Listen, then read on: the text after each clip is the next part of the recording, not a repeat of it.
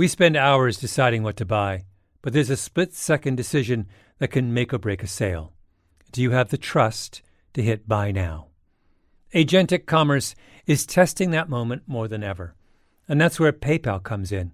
With 25 years of checkouts, 400 million consumer accounts globally, and the benefit of purchase and seller protection, all of which make sure wherever a purchase starts, it ends with trust. Built for payments, growth, and agentic. PayPal Open, built for all business. Visit paypalopen.com. Purchase and seller protections on eligible transactions only. Terms apply. See paypal.com/risk-management for details. Liberty was never just a word. It has guided every American endeavor for the past 250 years. And now it takes form in a new way. The 2026 Semi-Quincentennial Coin and Medal Program from the United States Mint celebrates the founding ideals that have long shaped our coinage. Available 1 year only, this historic collection features new coin designs, limited edition releases, and reissues.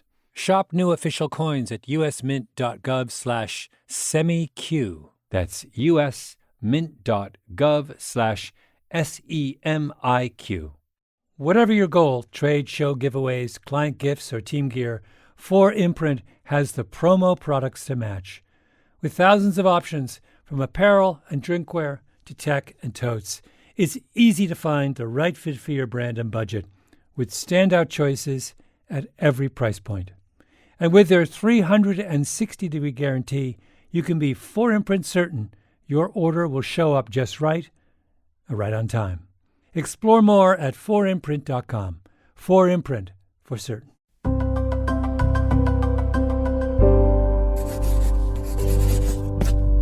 Pushkin. Hello, Revisionist History listeners. Malcolm Gladwell here. We're on summer break, but we'll be back in September with 4 brand new episodes of the show. Meanwhile, I hope you're staying cool. And to help you with that challenge, I have a little something that will plunge you into a world of freezing cold. It's an epic tale that comes by way of my good friend and fellow Pushkinite, Tim Harford. Over at his podcast, Cautionary Tales, he has a fantastic trilogy about Antarctica and a treacherous race between 2 explorers chasing one another across the frigid wastes of the world's least hospitable continent. There are blizzards, dogs, frostbite, scurvy, and epic mistakes. Fortunately, the whole point of Cautionary Tales is to learn from other people's mistakes. The bigger the mistake, the more you can learn. After I listened to this series, I had to call Tim. Literally, 100% of that was new to me. 100%. It was so great. I was like, this is fantastic. Who knew all this crazy stuff? Okay, before we get to more of my conversation with Tim, you should probably hear a taste of this crazy stuff. So let's listen to some of his first Antarctica story, and then follow up with my chance to ask Tim all the burning, or freezing as the case may be, questions. Here's Tim with Cautionary Tales.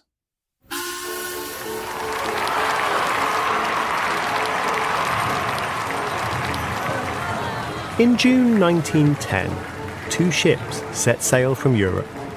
One of them was captained by Robert Falcon Scott of the British Navy, representing the most powerful empire the world had ever seen. The other ship was led by Roald Amundsen of Norway, a small country that had gained its independence just 5 years before. Both men had the same goal. They burned to be the first in history to reach the South Pole, planting their national flag.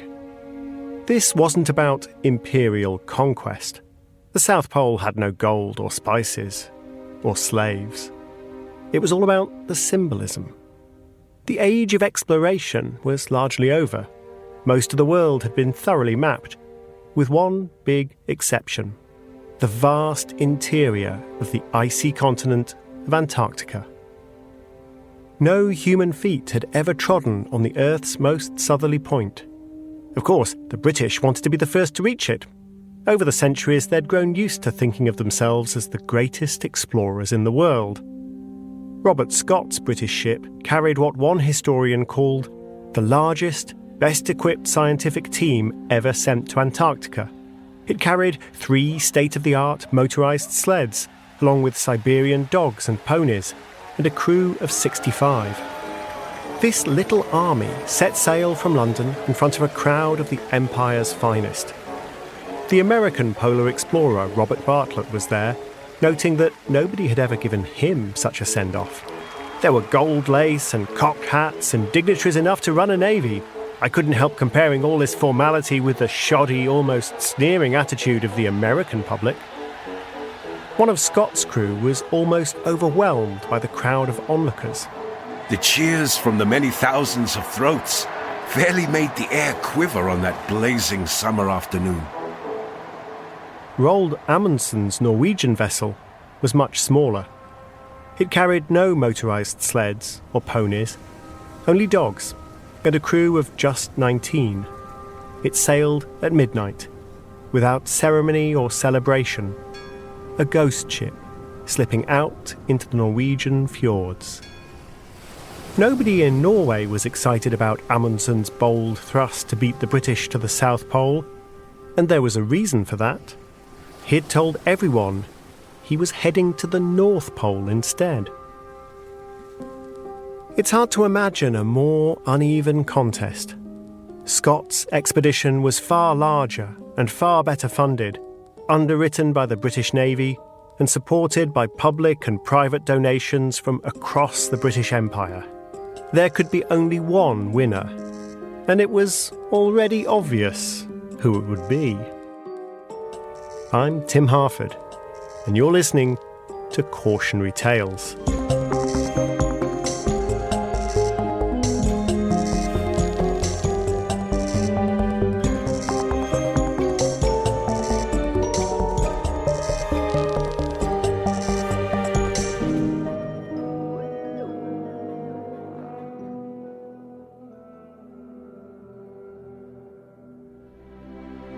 Remember the biblical story of David and Goliath?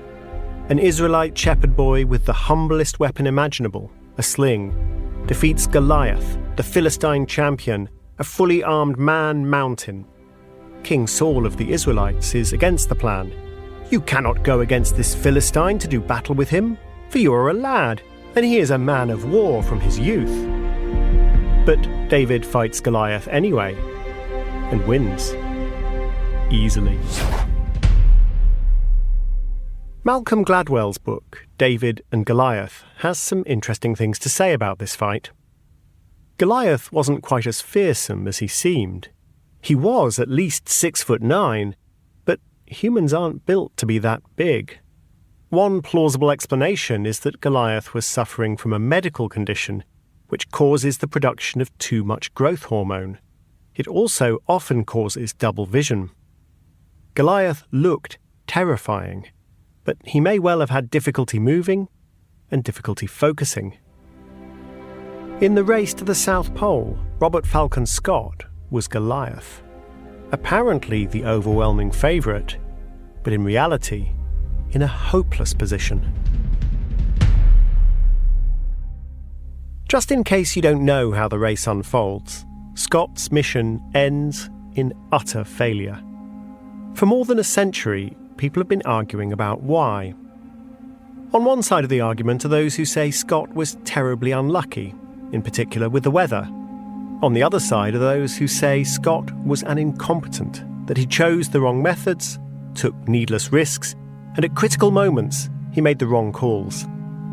If it wasn't bad luck or bad judgment, then how else could such a well-resourced expedition fail? But Goliath didn't lose because he was unlucky or because he was foolish. He lost because the apparent underdog was actually in a vastly superior position all along. We'll explore the causes of Scott's problems in a moment, but first, let's describe the symptoms. His expedition was so large that Scott's ship was overloaded with men, fuel, motorised sledges and ponies, and it nearly sank before reaching Antarctica. Conditions on ship were miserable. The crew ate their meals from a table directly underneath where the ponies were being stabled. The yellow substance that dribbled down through the cracks in the wooden deck onto their table was euphemistically called mustard. Things were hardly more comfortable once Scott arrived in Antarctica. The British went to a base that Scott and others had established years before on Ross Island, just off the coast of the Antarctic continent. It was further away from the South Pole than where Amundsen made his base camp, and not without its dangers. One man ventured onto an ice floe to photograph some killer whales, and nearly ended up as their lunch. The ship was within 60 yards, and I heard wild shouts of, "Look out, run! Jump, man, jump! Run, quick!" But I could not run. It was all I could do to keep my feet as I leapt from piece to piece of the rocking ice, with the whales a few yards behind me, snorting and blowing among the ice blocks. He made it back to safety, with Captain Scott exclaiming, "My God! That was about the nearest squeak I ever saw." Then came the unloading of the ship. It did not go well, "We realized that the ice was getting very rotten," wrote one crewman. "But when a message came back from an anxious Scot to hurry with the unloading, no one had the courage or the sense to ignore it." They were unloading one of the 3 motorised sledges. The ship party had got the sledge down onto the ice when, without warning, Williamson went through to his thighs. The motor sledge suddenly dipped, the ice gave way, and she fell with all her weight vertically on the rope. The rope began cutting through the thin ice. Man after man was forced to let go. The sledge is now resting on the bottom at a depth of 120 fathoms. It was a terrifying moment, and an expensive one. Scott had paid about as much for his 3 motorised sledges as Amundsen had raised to fund his entire expedition. After months preparing depots and sheltering from the winter, Scott was ready to make his attempt at the South Pole. Despite the loss of 1 motor sledge, he still had 2 more of them, plus packs of dogs, a team of ponies, and the time-honoured tradition of the British Navy, donning harnesses and hauling the sledges by hand with sheer British grit and endurance.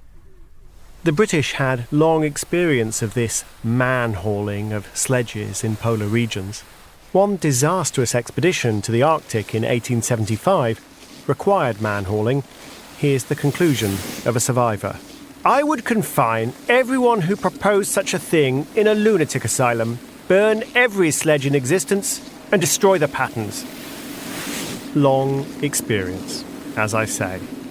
But the British Navy had not learned from that long experience. With the luxury of these varied modes of transport available, Scott chose to try them all. You might think that would give him flexibility. Instead, it constrained him. Scott's ponies were poorly adapted to the cold, so he decided to start later in the spring. Even then, the ponies struggled. They travelled slowly, hooves sinking deep into the snow. Scott decided it would be better for the ponies to travel at night, when the colder temperatures might mean firmer conditions under their hooves. It was miserable. Huge icicles form under the ponies' noses during the march. Scott's 2 remaining motorised sledges broke down early in the expedition. Nobody on his team had the mechanical expertise to fix them, so he had to abandon them and man-haul the sledges instead. The man-hauled sledges were even slower than the ponies. Scott's expedition was a patchwork caravan in which the ponies and the dog sleds had to keep stopping to let the man-hauled sledges keep up. The dogs do the whole march in 3 hours, and then they have little else to do for the rest of the day. The dogs are doing splendidly. When news reached Scott and his team that Amundsen was racing them to the pole, they correctly surmised that he wouldn't have taken ponies and he wouldn't be man-hauling any sledges. I must say that Amundsen's chance of having forestalled us looks good. After the losses, the accidents, the late start, and the slow progress, Scott's defeat was now just a matter of time. But why had such a well-resourced expedition run into so many problems?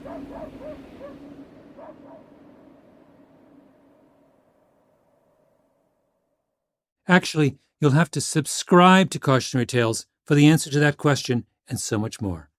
But first, I got to call up Tim Harford and ask him so many burning questions, or should I say, freezing questions about what he learned from these Antarctic tales. Here's our conversation. Tim, I've listened to all three of your episodes, and I must say I liked them very much. I thought it was fascinating. I actually knew none of this. None at all? I couldn't. Yeah, it was all kind of a blur to me. All of these explorers from long ago, and there were all these dimensions that I didn't understand. But I wanted to start with this contrast between Scott and Amundsen. The complex thing, and the thing that makes it really fascinating, is that Scott is really the innovator, isn't he? Yeah, he sees himself as the scientific innovator. He wants to break ground in terms of exploring, measuring magnetic fields, discovering new aspects of the flora and fungi of Antarctica. There's this crazy side quest they do when they're trying to get a penguin egg, which is described as the worst journey in the world because they have to travel in the Antarctic winter. I mean, it's crazy. He's doing technological innovation. He has these 3 motorized sleds, which I think partly paved the way for tanks in the First World War. And people who think that Scott is awesome emphasize all of this ambition, all of the things he was trying to do. But of course, Amundsen just wanted to use the best possible way to get to the South Pole first. And actually that was innovative in some small ways, the precise design of the sled and the kind of containers that won't leak. But it was basically using techniques that have been used in Greenland by indigenous people for, well, I mean, we don't know how long, a very long time. This is actually what I loved about the story, is that it's so incredibly contemporary, because Scott is really he's the Silicon Valley startup who gets an enormous amount of venture funding and proceeds to blow it all on a series of ideas and solving problems that aren't problems. And Amundsen is the kind of bootstrap entrepreneur in the middle of the country that no one's paying attention to, who's, forced to use the tried and true. The original sin, it sounds like, is the fact that Scott was given everything he wanted. Everything he wanted, plus a lot of baggage he didn't want. Yeah. Like all kinds of interference and all kinds of people telling him they wanted to do this and they wanted to do that and they wanted to achieve all of these great things, which means he can't focus. But yeah, he's got far too much. He's got far too much money. He's got far too many people. His ship nearly sinks simply because it's so overladen. There's just so much on it that it's nearly capsized by a storm on the way to the Antarctic. But Amundsen, meanwhile, not only is no one paying attention to him, he's actively engaging in disinformation. He's even lying to his own crew about where he's going. He's telling people he's going north, and he's actually going south. Yeah. I love the way that you phrase this as he's a Silicon Valley startup, because for me, I'm thinking he's a British Navy guy. He's kind of a government man. He's a military man. He's very bureaucratic. But you're seeing a different quality in him and a different problem that he's facing. He's given everything he wants, and then as a result, he has lots of things he doesn't want. Those two things are linked. Yeah. That's what happens when you get everything you want. It's the careful what you wish for problem, right? The things he don't want are a consequence of getting everything he wants in the beginning. He has so many people who are pitching in to quote unquote help him that he ends up being burdened by all of their expectations, which is another Silicon Valley kind of conundrum. The venture capitalist gives you $50 million and then has a seat at the table and complicates your vision with all of their sense of where you should be going.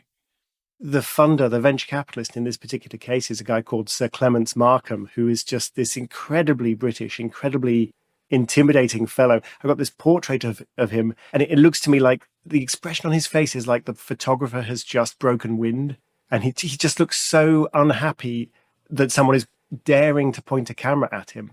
And he was just pulling the strings at the Royal Geographical Society in London for decades. He's so tight with Scott and Scott's family that Scott names his son Peter after Sir Clements. And Scott is clearly terrified of him. And it's one of these, he puts Scott where he is and he can put him right back again if he wants to. And Sir Clements, who's never been to the Antarctic, who's got no idea what it's like down there, just has these views. Obviously, there should be no dogs.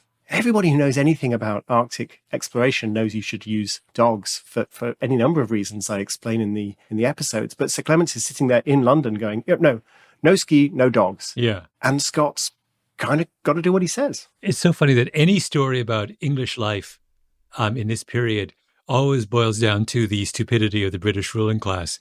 I feel like Sir Clemens is such a familiar figure, this kind of arrogant, pig-headed authority figure who has a kind of abstract notion of the way things ought to be. Yes, absolutely. Which sort of triumphs over the way things actually are. But the interesting thing for me about Amundsen is that he also has these certain bureaucratic constraints. So the king is the patron of his expedition, and he's got funding from the Norwegian government and all of this kind of stuff. But he just doesn't care. So he lies to the king, he lies to Parliament, he's borrowed all this money, and then he basically runs away. One of the things he's doing going to Antarctica is getting out of reach of his creditors, and it's only when they can't impound his ship that he actually tells people exactly what he's doing. So, yes, it is partly this hidebound British bureaucracy, but it is also Scott's deference to it in a way that Amundsen was not interested for a second in any of that. Yeah. To bring up the second Silicon Valley analogy, there's a little bit of Elizabeth Holmes in Amundsen. It's fake it till you make it kind of thing.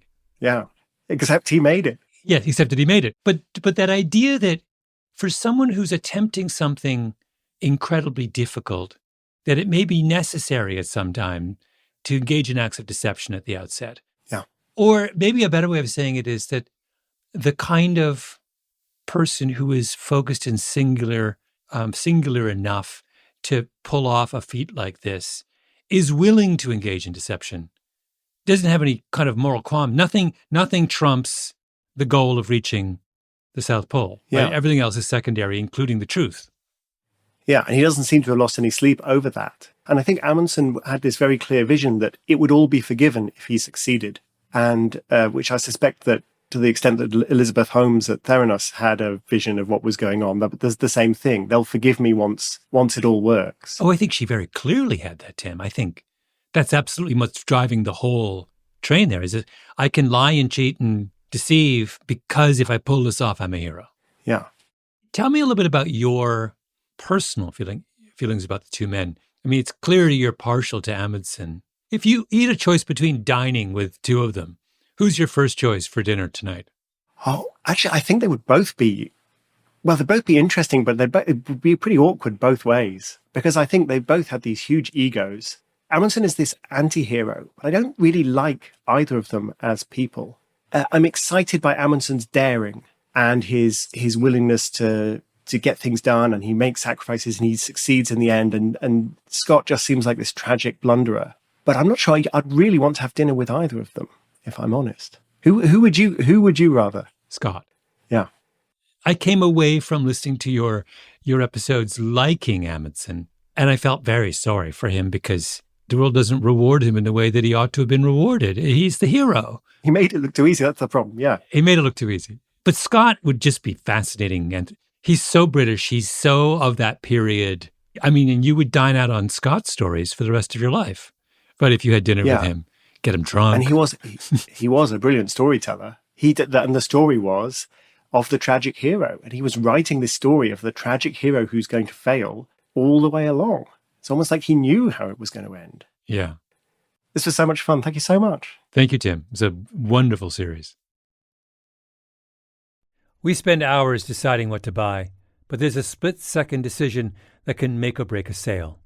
Do you have the trust to hit buy now? Agentic commerce is testing that moment more than ever.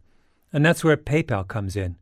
With 25 years of checkouts, 400 million consumer accounts globally, and the benefit of purchase and seller protection, all of which make sure wherever a purchase starts, it ends with trust. Built for payments, growth, and agentic. PayPal Open, built for all business. Visit paypalopen.com. Purchase and seller protections on eligible transactions only. Terms apply. See paypal.com/risk-management for details.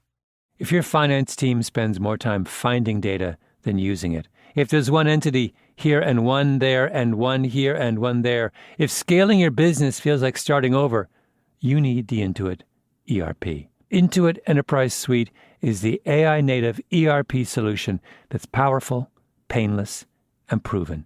Learn more at intuit.com/ERP. A BetterHelp ad. Have you ever had so many tabs open that your computer starts slowing down? 10 for work, 5 for family, 1 for that thing you've been meaning to figure out. 20 more are running quietly in the background. Life can feel like that too. According to BetterHelp's 2026 State of Stigma report, 85% of Americans say getting support is a smart thing to do.